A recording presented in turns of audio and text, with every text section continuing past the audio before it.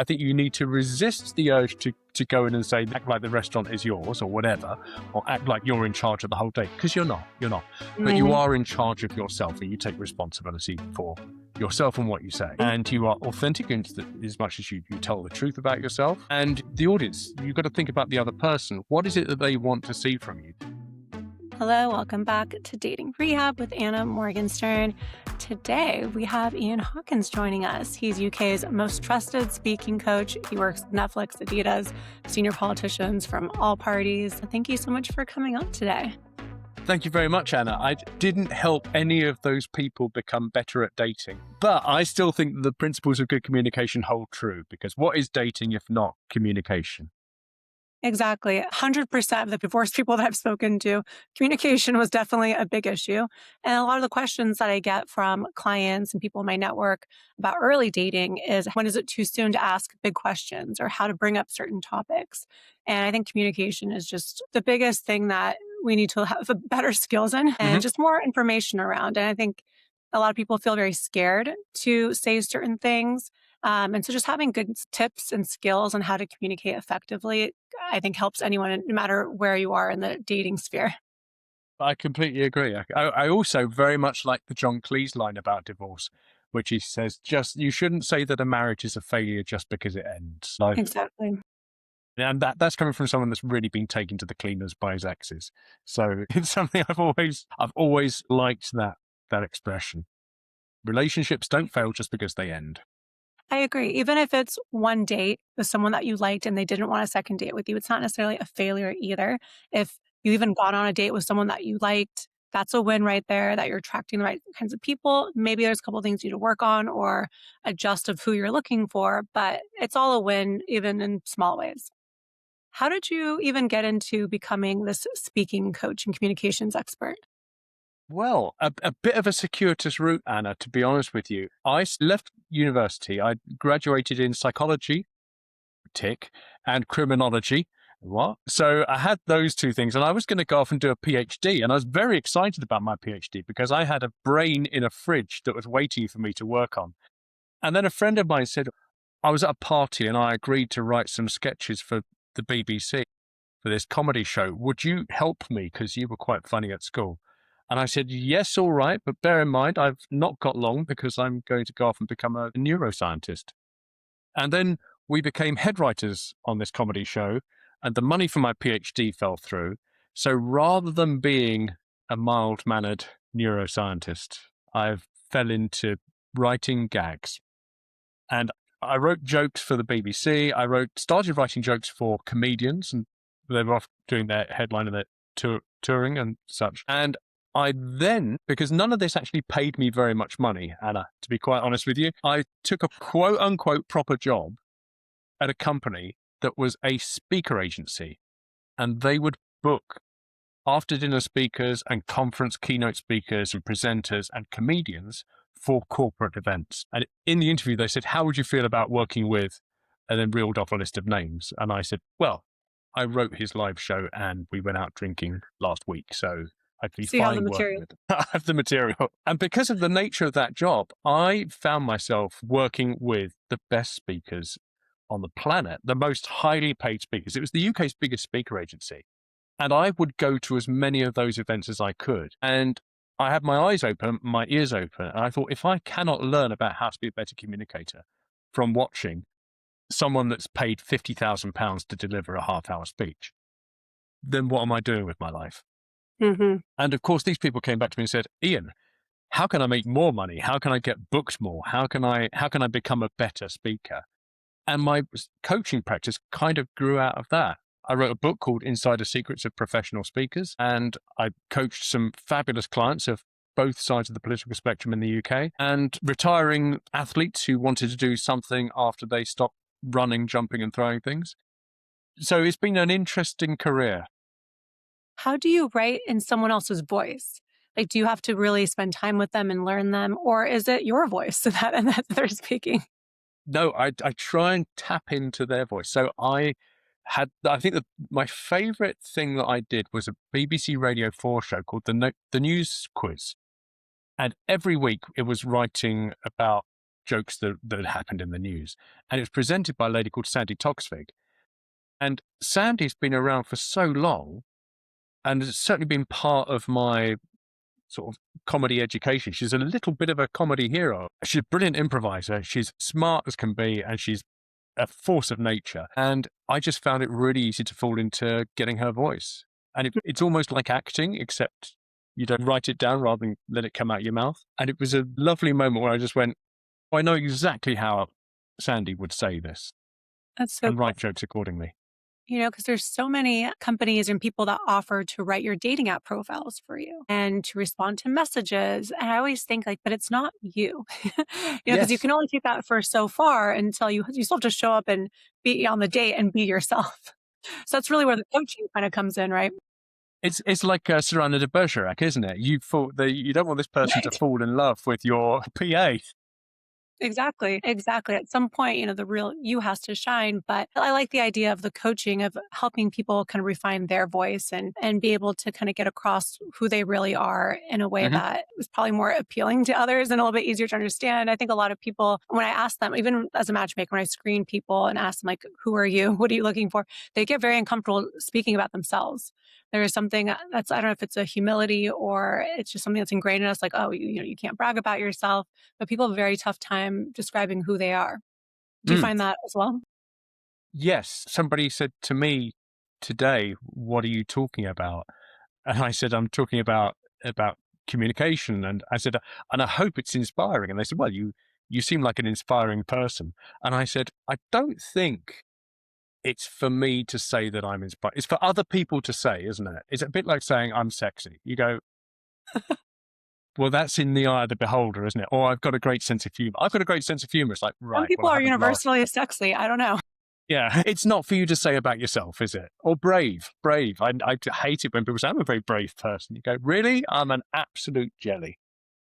But you touch on something really important, Anna, which is that idea of authenticity. And I have a model for communication, and authenticity is one of the absolute key planks. One of the things that I noticed that people liked about booking a big celebrity for their event was they got to see the real them and Hmm. the sort of authentic version of them. And I think that's true of communications generally. We have moved on. I actually went to a seminar hosted by a PR company a couple of weeks ago. And they said the idea of the slick corporate glossy image Yeah, we don't like that. is gone. We want to see the real human being behind brands. Really good Hmm. example, that McDonald's executive who couldn't quite bring himself to eat the burger. You go, okay. Yes, I know. I know. It's so crazy And then to watch. really awkward, right? And then all the other burger executives across all the different burger chains happily chomping into their burgers and going, no, we love ours. We love our product. And that, for me, was one of those moments where you go, you see, authenticity wins every time. McDonald's, I don't know what they've done to respond to that, but what they need to do is they need to absolutely play up to that image of we are shiny corporate people, and just Yeah. have a sense of humor about it. I mean, they got a And that, lot of views. And I mean, is it true? No publicity is bad publicity? yeah, don't read it, weigh it. That's the rule of publicity. Yeah, I know. When I watched that. I was like, there's no way this is real. This has to be a shtick. But no, I guess. Apparently not. And by the way, he's a very skinny guy. I can't imagine he eats McDonald's hamburgers for lunch. Well, he might well do, but does he eat anything else? Look, I think there's that documentary, wasn't there, about saying, "Oh, supersize me." That if you eat Yeah. McDonald's day, morning, noon, and night, it'll make you ill. Well, guess what? If you ate at the Dorchester, if you ate at L'Escargot, if you ate at any Michelin-starred restaurant, morning, noon, and night, but you get to the end of the month and you'd be sick there as well. I So mean, one meal at one of those places, I would be sick. come on, L'Escargot's beautiful. Next time, I tell you, next time you're in London, let's go to the Ivy. All right, if you insist. I insist. Tell us more about your communication model. What are the other pillars, or what else is good for Okay. us to know? So authenticity is really important because if you're not communicating yourself, then what is the point? You communicate somebody else and everybody else Hmm. is taken. You might as well be yourself. The other two things are authority, about being in charge, because Audiences like to see, they want you to be in charge of the space and the stage. So most of what I do is talking about walking onto a big stage in front of other people and owning that space. The other thing is the audience is there for a reason, and you kind of have to give that audience what they want. Now, how does this translate into the dating world? I think I first of think all, it's very relatable. I think you need to resist the urge to go in and say this is, act like the restaurant is yours or whatever, or act like you're in charge of the whole date, because you're not, but you Mhm, are in charge of yourself and you take responsibility for yourself and what you say. mhm, And you are authentic in as much as you tell the truth about yourself. And the audience, you've got to think about the other person. What is it that they want to see from you? Do they want to know, do you have a great job? Do they want to know that you are particularly fond of animals and old people? Do they want to know that you have the similar habits and similar hobbies? In which case, you talk about those things and you cut your cloth according to who the other person is. mhm. Absolutely. I think with that, knowing your audience is so important when it comes to dating. I think so many people go into a date where they want to just dump all their baggage. Like here's everything I went through. Here's my divorce. Here's my Yeah. financial status. Take it or leave it. And it's like, no, this person's a stranger. They haven't earned this kind of information from you yet. And this isn't the right audience. This isn't a therapy session, right? And also, if you're on a date with someone, they want to know, who are you? What makes you you?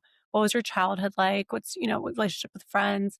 So if you're just only talking about surface level things, or if you have, activities that you really love and you just talk about sailing for an hour, or you love to brag about, this famous person that you've met and this yacht that you went on, your audience is going to think that you're full of yourself, that you're not authentic, that like, oh gosh, get me out of the state, checking their watch the whole time. And then the authority part, I think is interesting because, right, you don't want to walk in being, I'm going to play, like, this is my day. I'm taking the lead completely. But I do like the idea of being very confident in who you are and showing up with a sense of yourself and what you bring to the table. So many people that I speak to feel lack of confidence or feeling like, "Ugh, the state's not going to go well because this happened," and should have a very bad kind of mental state going into dates, or very negative state. So I think the authority part of it is just kind of being more positive and really present too, I think is really important. I think as well, if you go and you say, right, my objective here is to have a really nice chat and a cup of coffee with this other person. And if it goes really well and we want to see each other again, then that'll be great.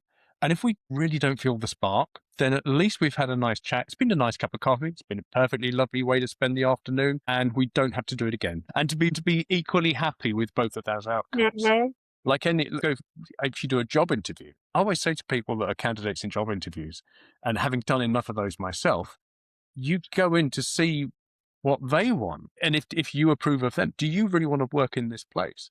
I've walked out of a job interview. I turned up and I said, how long is this interview for? And they said, oh, it's an hour. And I said, well, we've been going for 10 minutes and I just don't think this is going to be my kind of bag. So Wow. rather than us sitting here for another 50 minutes and wasting that time, I'm going to go for a cup of coffee and a slice of cake downstairs. You're more than welcome to come with me or catch up on your emails. But that would be a better use of our time than listen to me making stuff up for a Wow. job you don't want to give me, and I wouldn't take if you did. That is so interesting because in dating, so many people ask, if you're on a date and you know it's not the person for you, and you feel like a lot of clarity, how do you exit early without being an asshole, basically? Uh, because you don't want to hurt the other person, especially if they are enjoying the date and getting to know you, but you know that this person really isn't for you. What are some tips of you think that, to kind of get out of that date?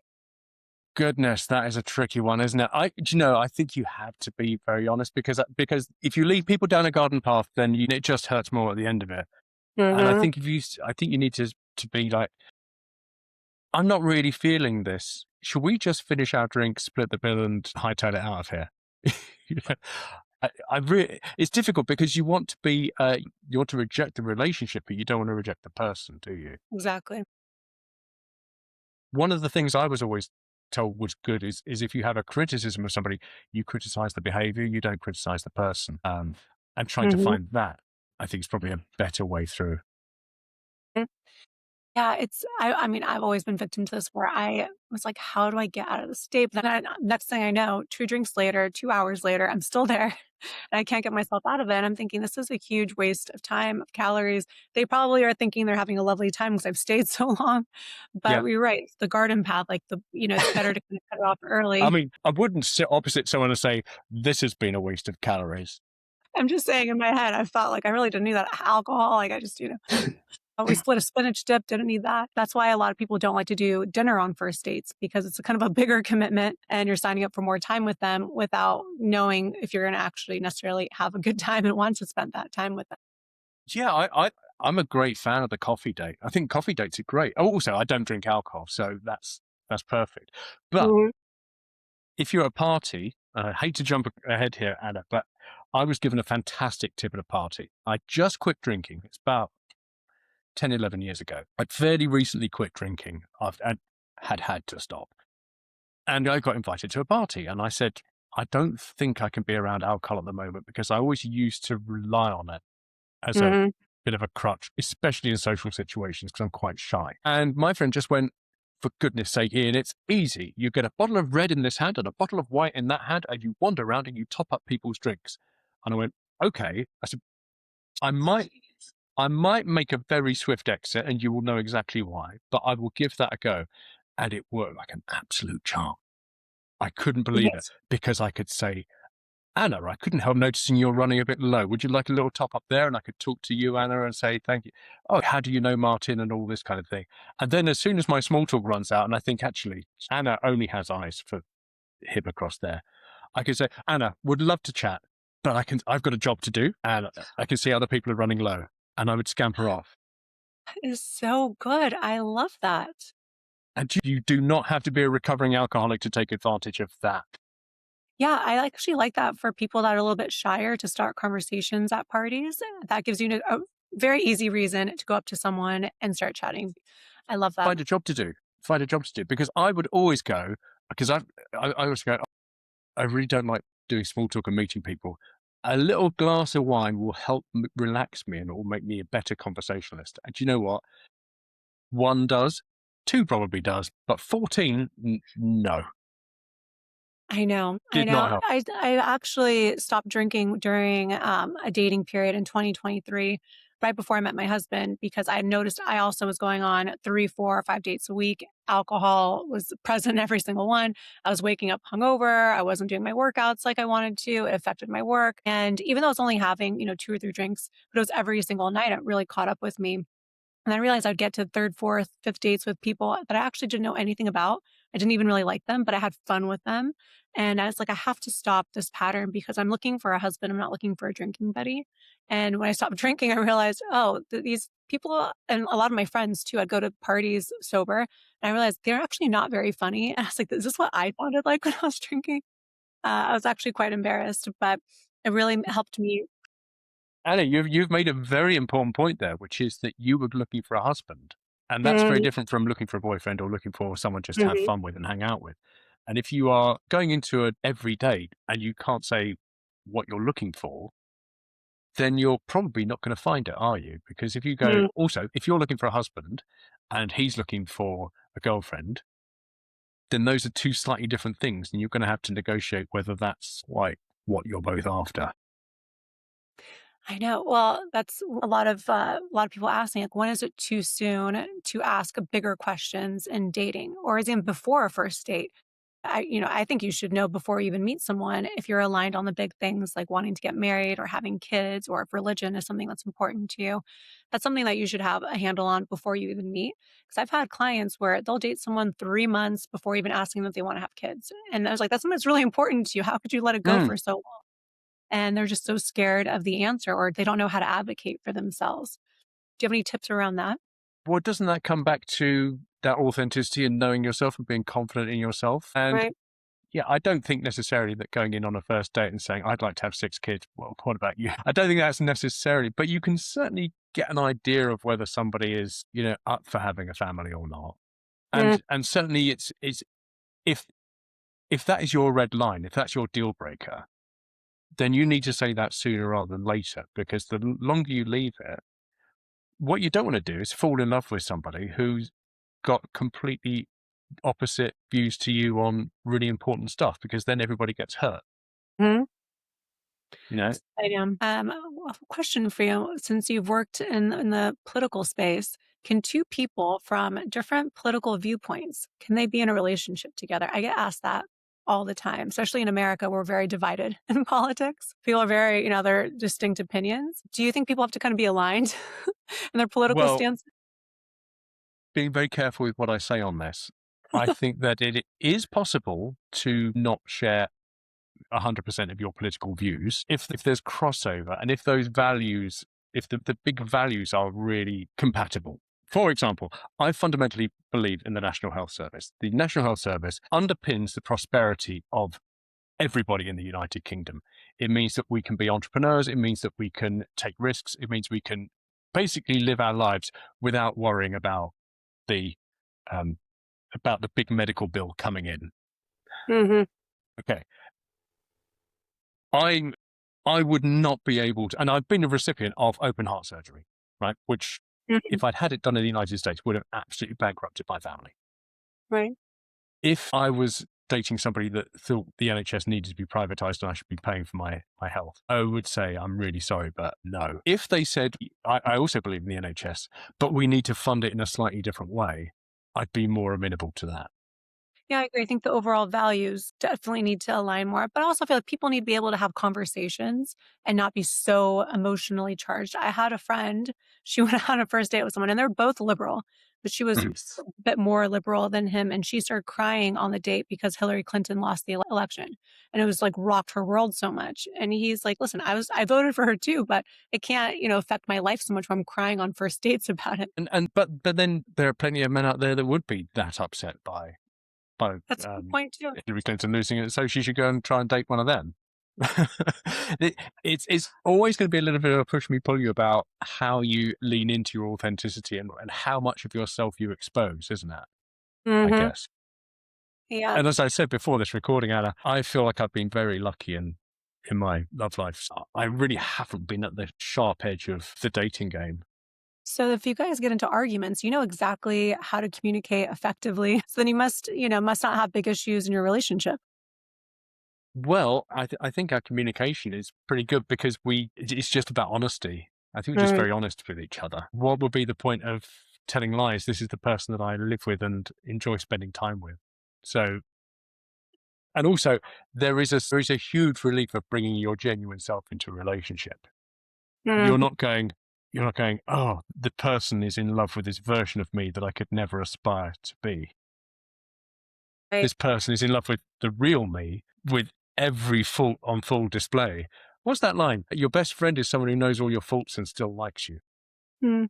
It's true. There's a theme that's been happening, at least in the States, of like this performative behavior where people kind of perform on first dates or kind of tell you what, to get you to like them, basically.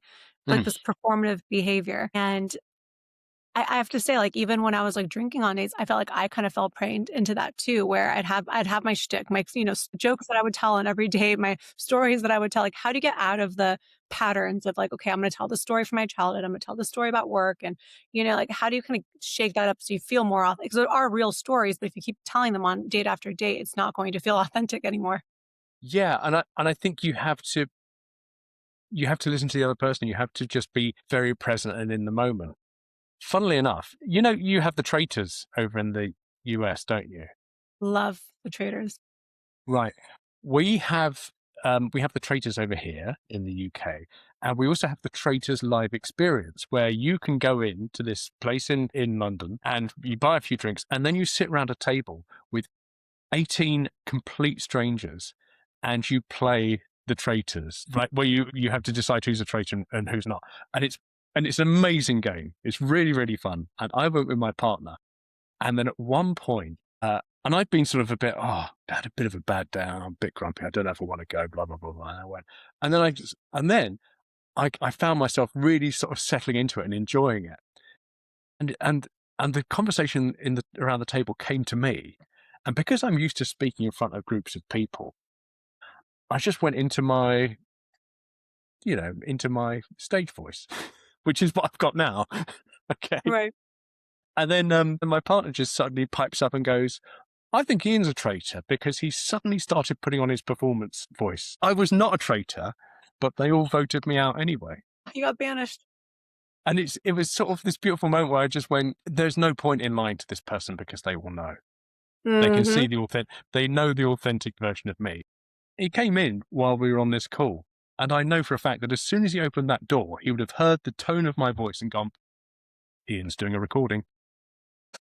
Like the waitress voice, I was also like, "Hi, welcome to my da da da, like, I'll be your server today." Like, it's that same kind of performative voice that you put on. I remember I used to cringe at myself and like, "Why am I speaking like this?" And then I couldn't even help it. But, but, but, but that is a sort of aspect of you because it is the aspect of you that you would like to see when you go into a restaurant. So there's this guy called Irving Goffman, and he calls his theory the social actor theory, which is that you change who you are or how you communicate according to who you're talking to. Okay, here's a scenario. You are 2 months pregnant with your second child. You really want this baby. You have 3 people to tell. The first person to tell is your existing 2-year-old child. You're going to tell them in a particular way. Your parents, who are really delighted to be grandparents again, you're going to tell them in a very different way. And your awful boss, who made a huge stink about your maternity leave last time you took it, you've got to tell him. And you're going to tell him and that's still you, same information, 3 completely different ways of approaching how you tell them. Mhm. You know? Uh, That's interesting. and which one's the real you? That's so true. I know, like, how do you get out of that performative behavior for a first date? Is it by not having a planned, rehearsed, speech that you're gonna make? Is it by having maybe a few different stories that you wanna tell? Like, are there a couple of tips for people to get out of that kind of mindset? I think being self-aware and going, do you know what? I've started going into my story and breaking the pattern, saying to yourself, come on, bring the real you, don't bring the rehearsed you, bring the real you to this. Mhm. And throw it back and find a way to throw it back to them. Find a way of throwing the conversation back across the table and going, you ever do this? And it's really difficult because when you have a story, you always want to finish it. And I think if you can break yourself out of that and go, "Do you know what? Not every story needs a punchline, and let the other person in and let them find their story." I know that's the other thing with in communication when you're on a date or with anyone that you're speaking to. A lot of people don't like it if you piggyback their story with a similar story that you have. It's almost there, some people take it as, "Oh, you weren't listening. You were just trying a way to, insert yourself into my story." Do you have any tips around that kind of conversation? Do you let someone just finish their story and do you respond, or is it okay to piggyback? What I would say is that it's more important to listen and ask questions and go deeper into somebody's story. How did this happen? How did you feel at that point? Here's the thing about a story, Anna. Every story has to have a decision in the middle of it. And if you're the one making the decision, congratulations, you are the hero of that story. And that decision tells you everything about your character to the person you're telling that story to. Whenever I'm hearing a story from somebody, I'm always really interested in the most important decision they made in the middle of it. And I say, what made you decide that? Why couldn't you do something different? Why was that? What was the fallout of that decision? What would led up to it? And why could only you make that decision? And that tells you an awful lot about their personality and their character Mhm. and their authentic selves. That kind of answers the next question I was going to ask you because I think a lot of people get stuck in the pattern of thinking about what they're going to say next rather than listening to the Yeah. story, that they're the person that's telling it. Are there any like active listening tips you can give people? Yeah, I think so. And again, and this is slightly tricky because I'm going back to my performance mode and my, having been on stage as a stand-up comedian and as a speaker. I had this moment, this little epiphany where I went, it's nothing to do with what I say on that stage. It's about what the audience is hearing and it's about what the audience is experiencing. What do you want the audience to be doing at any particular point? So I'm talking through my story. I'm doing my got my PowerPoint up behind me. But instead of thinking, what am I projecting out? I'm thinking, what is the audience receiving at this point? And I think if you can turn that into, listen, corporate lessons for dating world, No, if okay, you can good. somehow make that about what do I want this person to feel? I want this person to feel safe. I want them to feel listened to and understood and appreciated. How can I serve that? How can I achieve that? And you don't achieve that by doing your well-rehearsed joke about, um, a nun and a dog. Like, or having your phone out. Yes. Or looking around the room or checking out the menu, there's a lot of distractions. And it's like you have to kind of stay focused. And I like the idea of thinking like, okay, I want to try to understand who this person is, like their character and what made them from the story. So if you have goals while you're listening, I think that can help you kind of stay as an active listener. I think we live in an ADD, ADHD time where everyone's just, you can't even watch TV anymore without being on your phone. So to Yeah. think that you're spending 2 hours with someone, your phone's away, and you're only it's hard for us to get into that mode when we're used to the entire day of being, stimulated by 5 to 10 different things. I'm glad you think that, because I since COVID, I've gone to myself, "Do I actually have ADHD?" And I said, "No, it's not my brain, it's the world. Everything is Mhm. like this now. People double Yeah. screening and or whatever." I know a girlfriend told me she was on a date once, and she went to the bathroom, and he was sitting with his back towards the bathroom, so as she walked up, she could see he was on his phone, and he was on Tinder swiping during their date. I I mean, thought, "You know that's, what? That has some balls on him, like, that is so rude." I mean I mean, if she'd seen his finger hovering over the delete app button, that's acceptable. Exactly. Exactly. No, he was swiping away, but I do think that's a level of concentration where it's hard for us to concentrate on one person, one task at a time. Dating apps have definitely made us like what's next is out there. The swiping behavior, we know that's related to casino games and it is Yeah. addictive behavior. So it has kind of messed our brains up a bit in social media with all the swiping. It's tough to stay focused in anywhere, especially in dating. Well, a question to you then, Anna, because you have a bit more experience of this because you've talked to more people than I have. My question to you is: should you aim for perhaps not your first date, because maybe your first date is the coffee date, but should your first proper date be something where the phone is remote, where you put the phone in a locker? I don't know if you go rock climbing or deep sea diving, scuba diving. I don't think anybody wants to see me in a wetsuit on a first date, but you get the idea. Should it be a deliberate no phones anywhere near this early interaction? Yeah, I love that. I actually love activity dates for that reason exactly. You don't necessarily have to have your phone locked away, but if you're busy doing something like bowling or miniature golf or rock climbing, ice skating, something like that, like you're not going to have your phone necessarily readily available at any given moment. And it kind of forces you to stay more in the moment when you have something fun to do, you kind of forget about all the outside noise and your phone and all of that. So I'm a bit, especially if you're not drinking, I think an activity date is a must. Even it could be something simple as grabbing coffee and bringing backgammon or a deck of cards and you're playing Hmm. something. It doesn't have to be an ordeal. Just have something to do where it's fun, it's playful, you can tease one another. I really do think that seeing how someone loses is very telling of Yeah. their character. A sore loser is going to deal with that forever. Someone who can be very, humble and gracious and can cheer you on if you're the one winning is what you want in a partner. But if someone is going to be really upset, There's a terrific game we've recently bought called Splendor. And it's amazing. It's a game where you collect cards, and it's this idea that you have to save up a certain number of chips to buy a card, and then the card counts towards the next card, and you gradually accumulate wealth. And my partner and I, we started playing it quite carefully and cautiously, and learning the rules of the game. And now it's naked aggression. It's brilliant. And on the one hand, I think I can see a psychopathic side to you, and on the other hand, I go, all that I get from this is financial security. That's all I feel. that's so funny. I love playing games. I think it's a fun thing to do on dates or with a partner.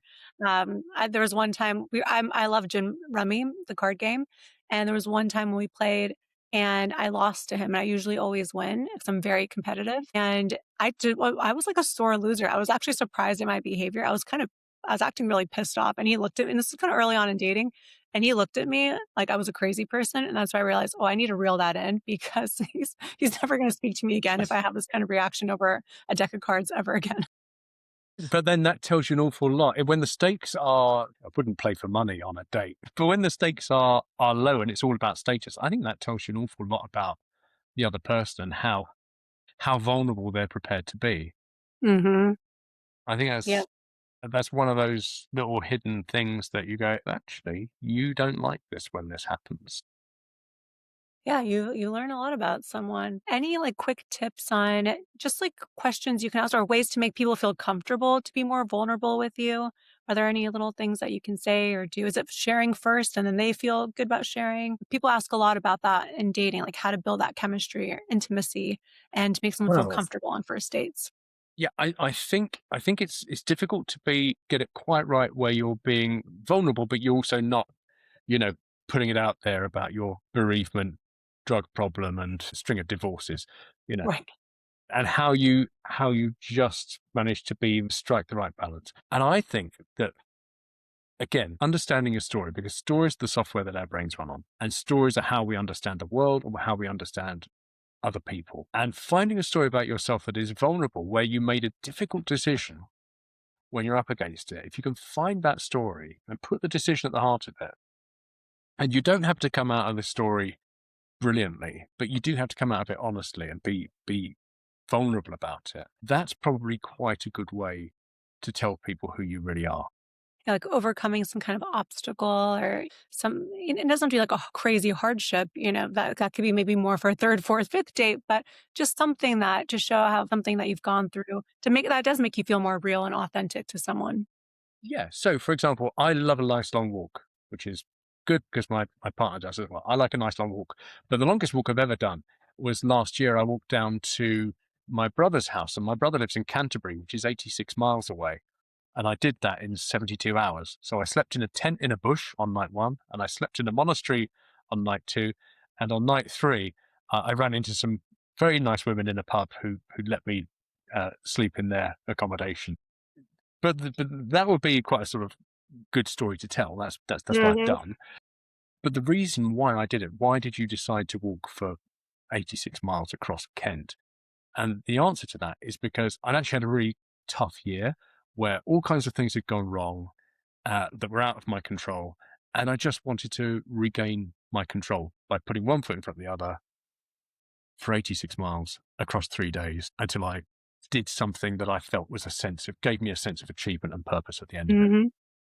That's so ni I have to tell you, if this was a first date, I would be like, "Wow, what a great guy." I love that story. Yeah, well, and I wouldn't drag you across the countryside with me, but if you're up for a stroll, me too.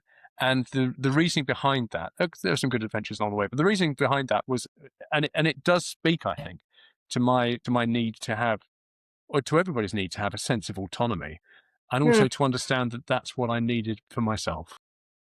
that's so beautiful. Well, I think that's a nice place to stop. I've had so much fun chatting with you. I've learned a lot. Tell people if they want to learn more about you and what you do, where they can find you. Sure. My name is Ian Hawkins. My website is mr-hawkins.com, and I'm all over LinkedIn like a cheap raincoat in a thunderstorm. So that's the place to find me. I'm always publishing ideas and things I picked up on communication for if you have to talk in front of other people as part of your job, that's where to see it. And find me on LinkedIn. I've got a newsletter which I put out through WhatsApp, so you can sign up to that either on my website or I'll put it out through LinkedIn. But I'll link all of that in the show notes. Thank you so much for chatting with me today. It was a lot of fun. Thanks, Anna. Talk to you later. Cheerio. Bye bye.